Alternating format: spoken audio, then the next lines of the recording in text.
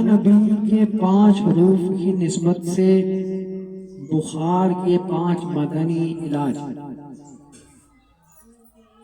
لا یرون منہا شمسا ولا زمہریرا۔ 13 ترجمہ کنز الایمان، نہ اس میں دھوپ دیکھیں گے نہ ٹھٹھر یعنی سردی۔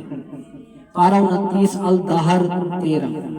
یہ آیہ کریمہ 7 بار اول آخر 1 بار درود شریف پڑھ کر دم کیجئے، انشاءاللہ عز و جل بخار کی شدت میں نمایاں کمی محسوس ہوگی اور مریض سکون محسوس کرے گا۔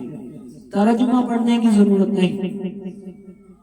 2 حضرت سیدنا امام جعفر صادق رضی اللہ تعالی عنہ فرماتے ہیں سورۃ الفاتحہ 40 بار اول آخر 1 بار درود شریف پڑھ کر پانی پر دم کر کے بخار والے کے منہ پر چھینٹے مارے جائیں، انشاءاللہ عز و جل بخار چلا جائے گا۔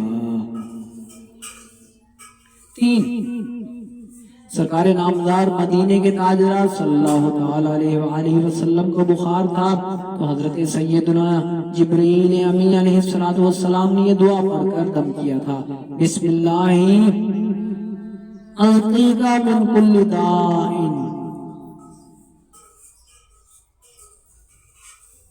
اعوذ من شر کل نفس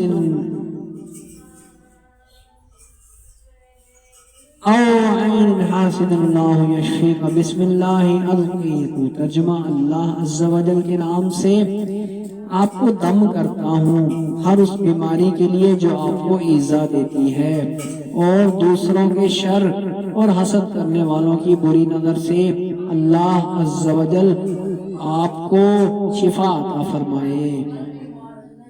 میں آپ پر اللہ کے نام سے دم کرتا ہوں۔ مسلم صفحہ 202 ارقم الحدیث 2186۔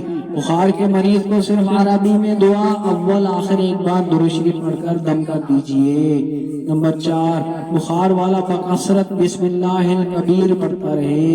نمبر 5 حدیث پاک میں ہے جب تم میں سے کسی کو بخار آ جائے تو اس پر